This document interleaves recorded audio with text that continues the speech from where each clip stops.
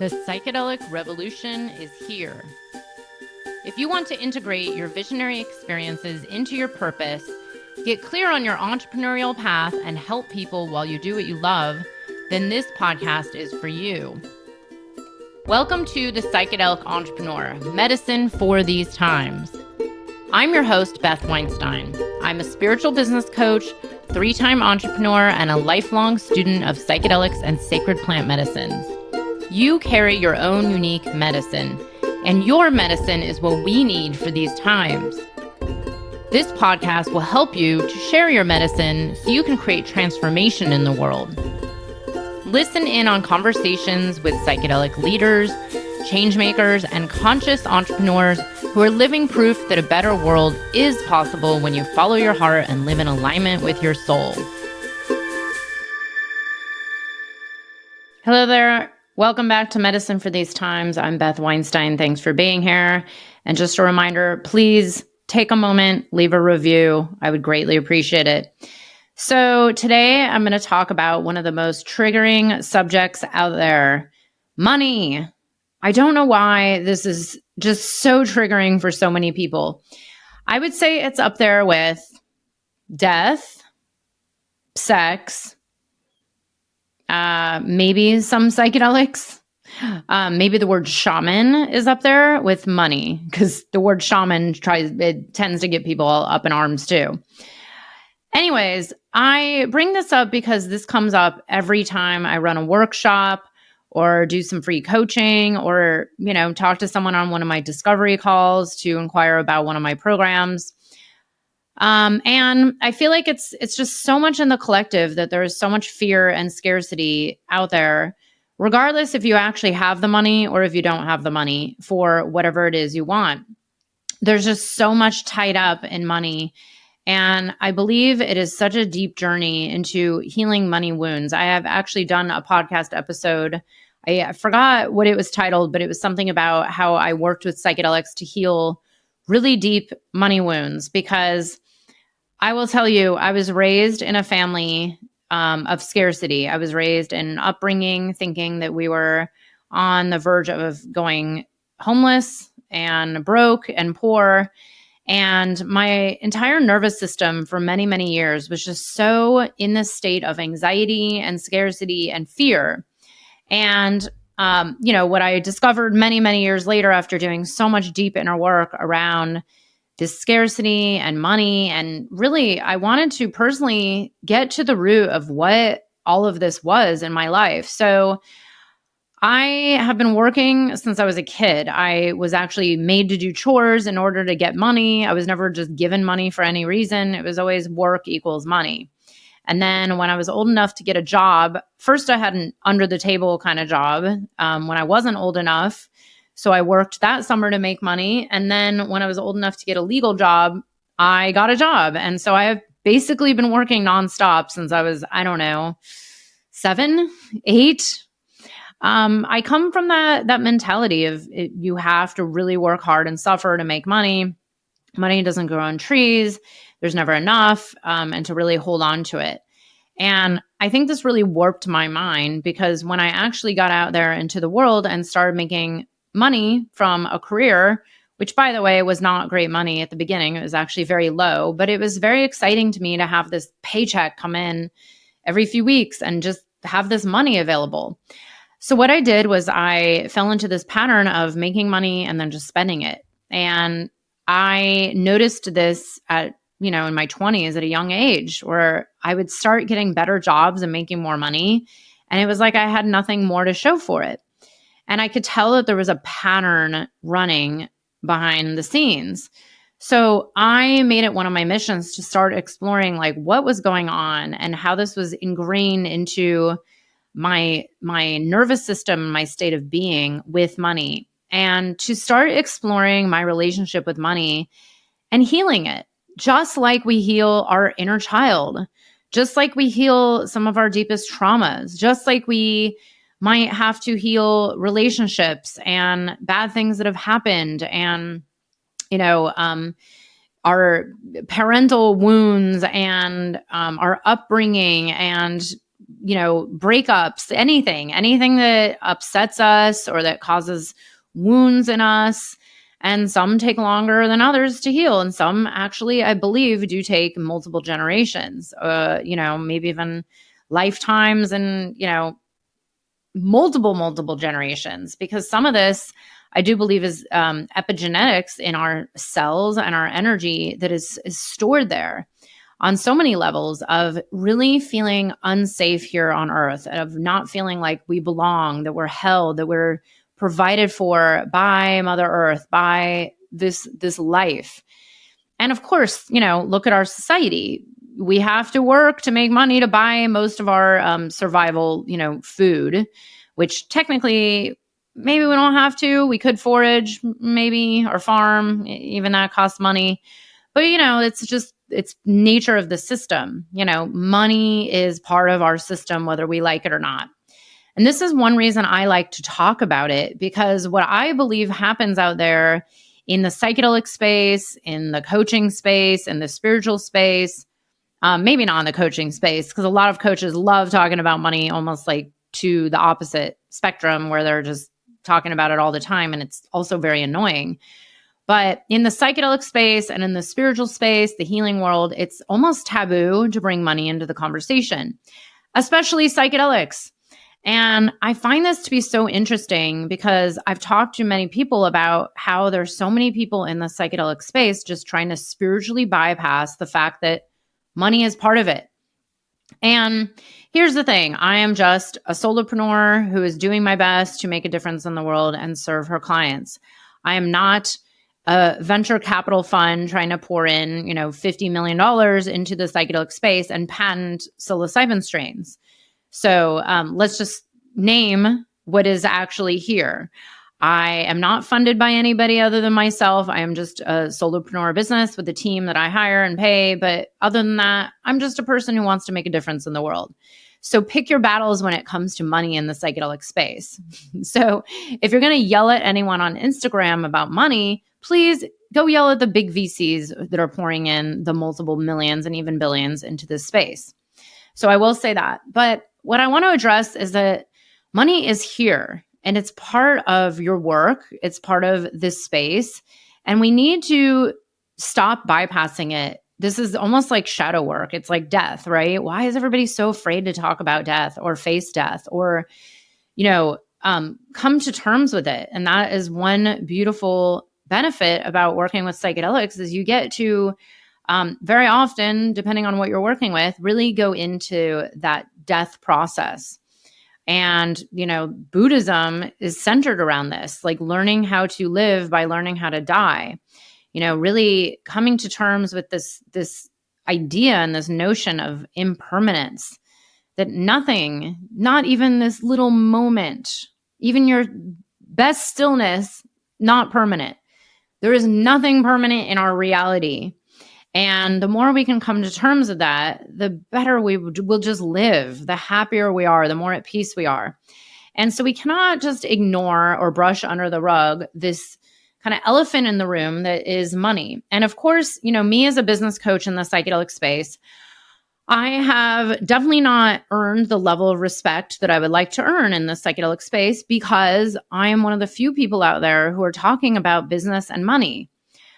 But then again, I am also one of the few people out there that are serving a lot of struggling people in this space, and not just the psychedelic space, but people who are starting up integration coaching businesses or other kinds of coaching businesses, even a lot of therapists who are getting burnout, who want to change their business model, healers, transformational leaders, spiritual teachers.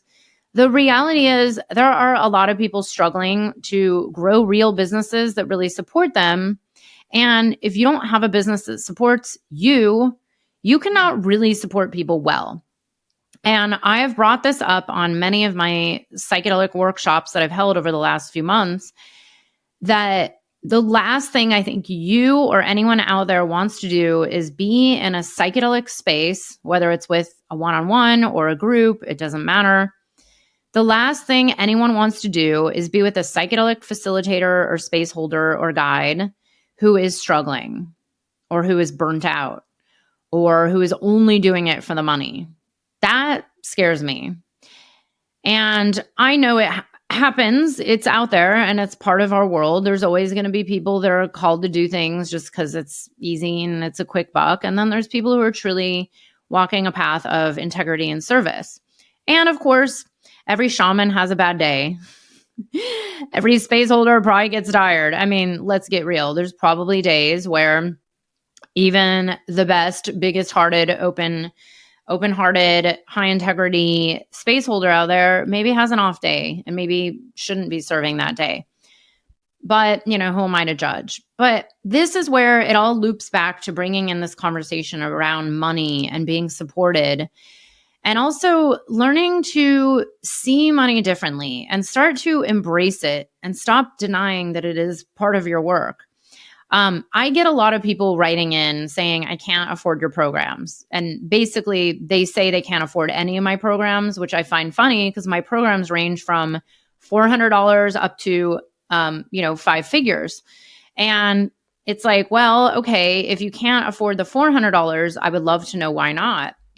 What is happening that you even feel stretched by a few $100s.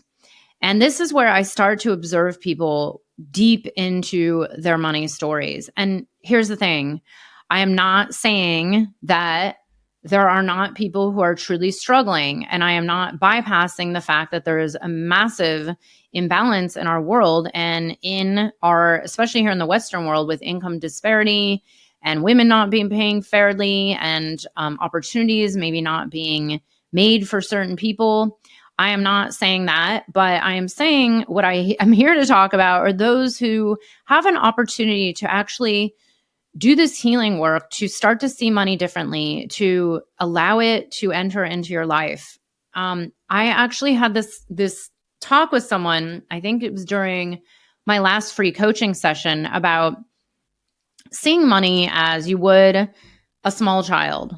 For those of you who've done any inner child work, that a huge part of it is to get in touch with this part of you that is this baby, that is this small child, that is carrying these wounds, and to learn how to reparent yourself, how to be that mother for yourself, and to become integrated with your inner child or your inner teenager or whatever age you're stuck at.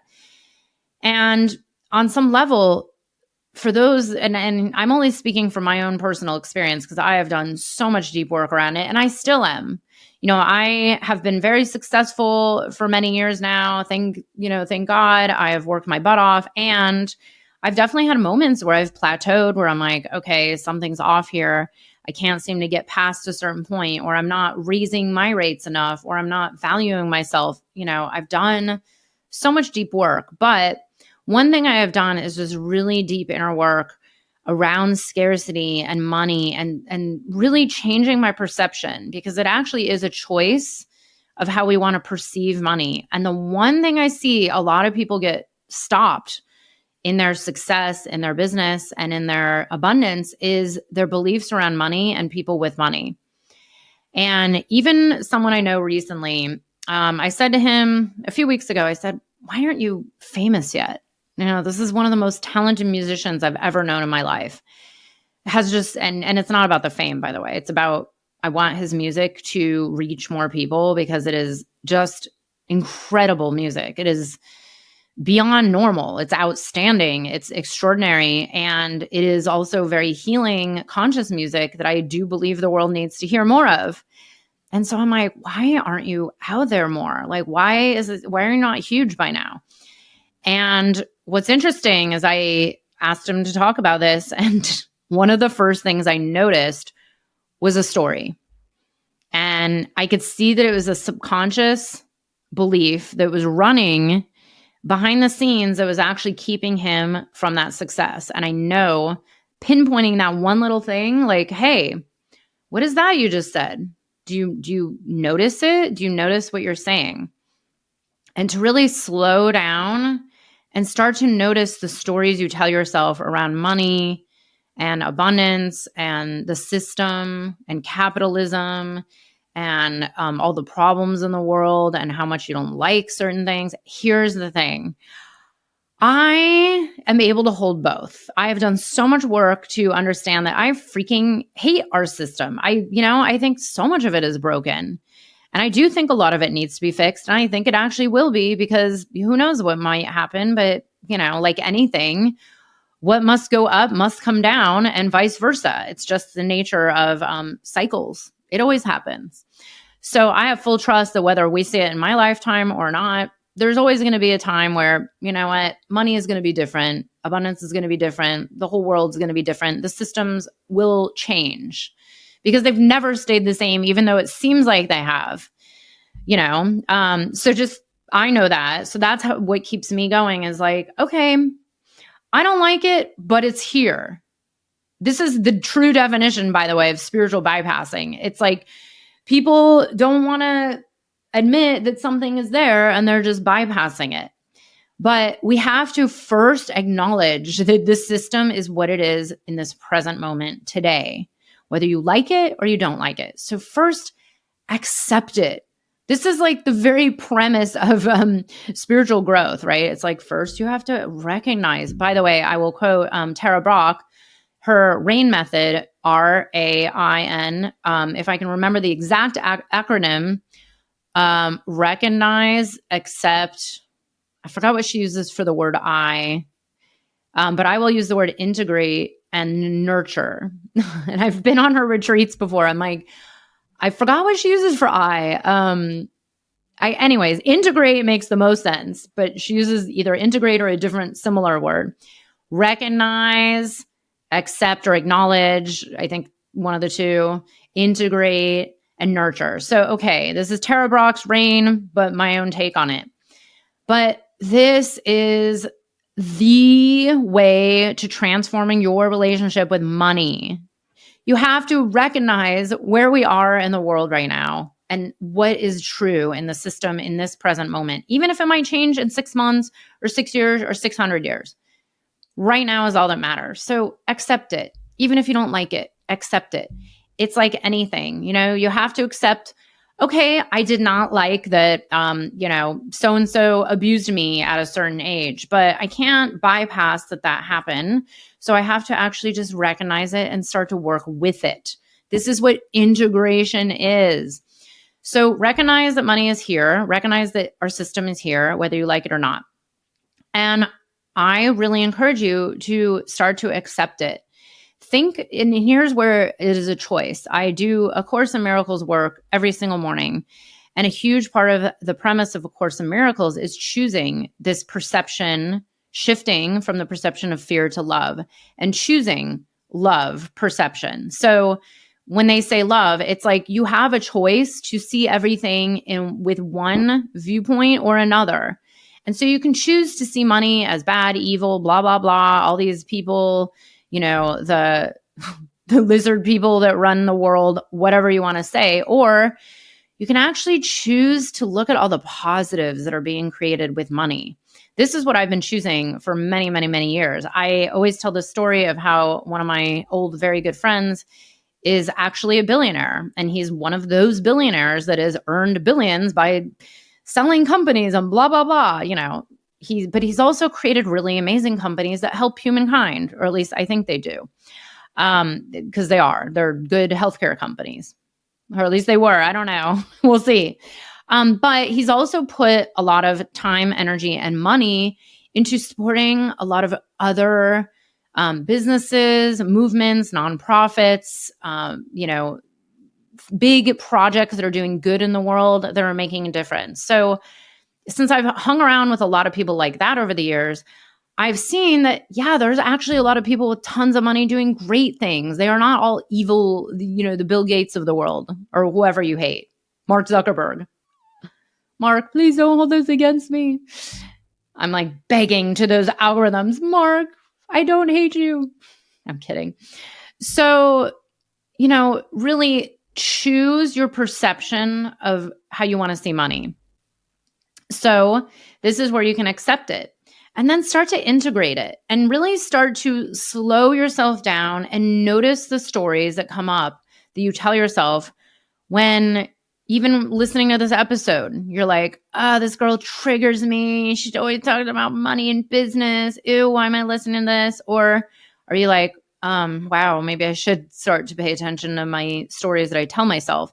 A lot of the stories that I see, and I've been doing this work so long because it's integrated into my mastermind program, and it always comes up as you step into bigger, more expansive parts of your business and put yourself out there and create new offerings. You are also going to be faced with, what are they worth? What do you want to value yourself at? How much do you want to make? What do you feel like you want to charge for this?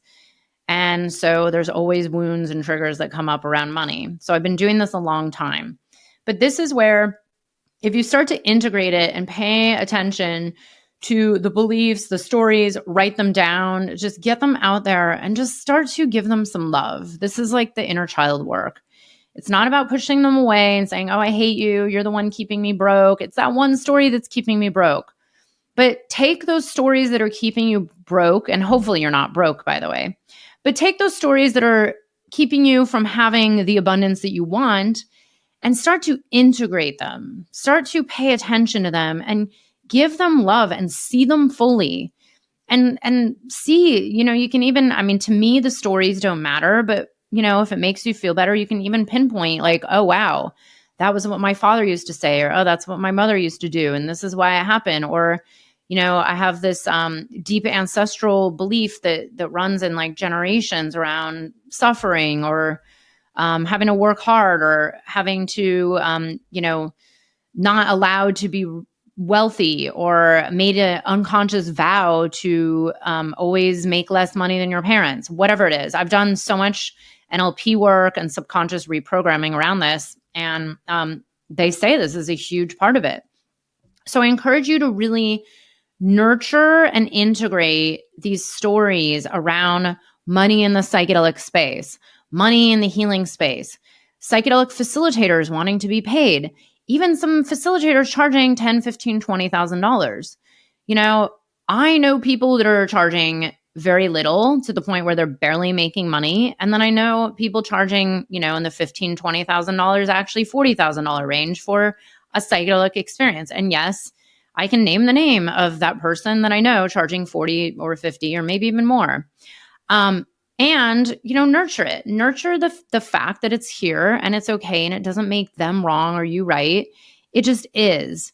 And even though I have zero desire to charge $40,000 for a one-time psychedelic experience, I do believe all the humans on this planet are free to do whatever they want. And if that works for that person and they value it and other people are willing to pay and they feel good about it, who are you to say what's right or wrong?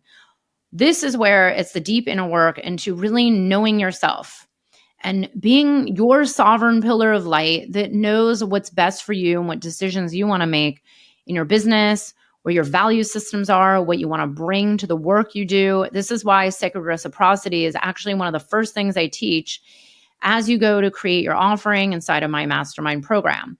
It's also something I bring up on a lot of workshops I teach because it's so important to get clear on who you are, what you believe in, what your values are, and building them into your business so that you actually really can feel good about receiving in what you deserve for your help, for your time, for your energy.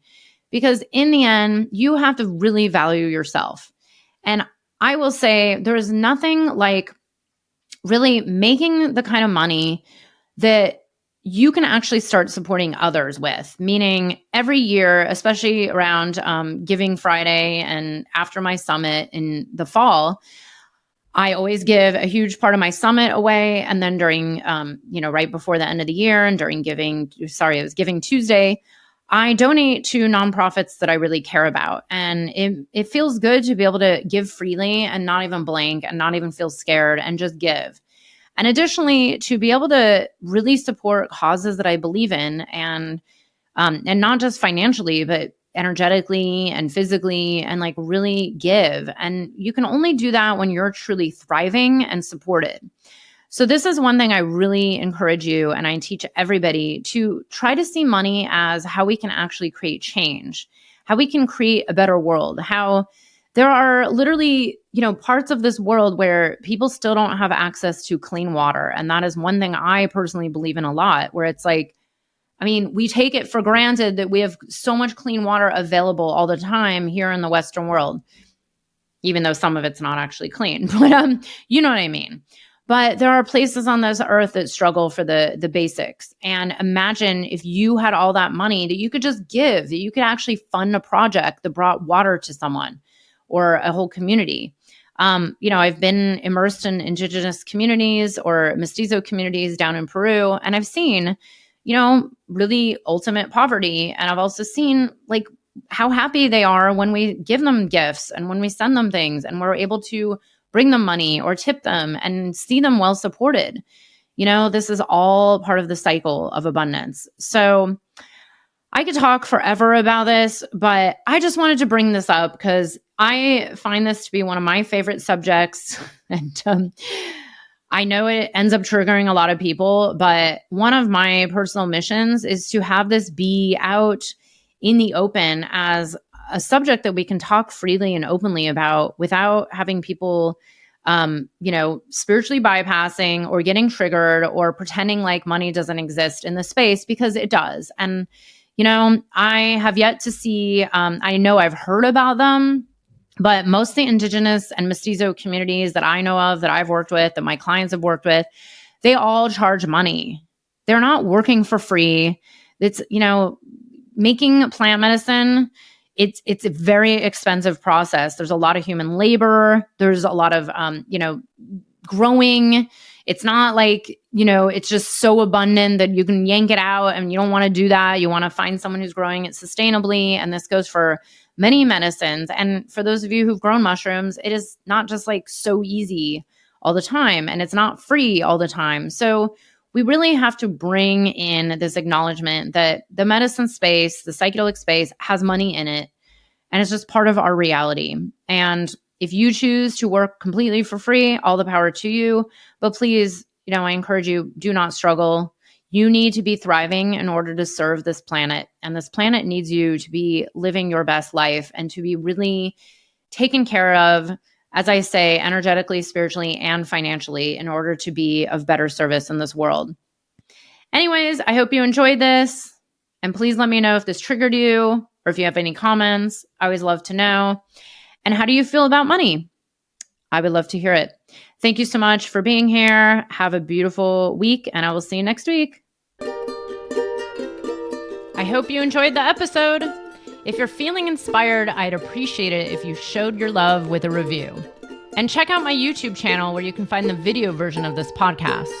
You can also head to bethaweinstein.com to learn more about me and grab my free business growth trainings. Remember, you carry your own unique medicine, and your medicine is what we need for these times.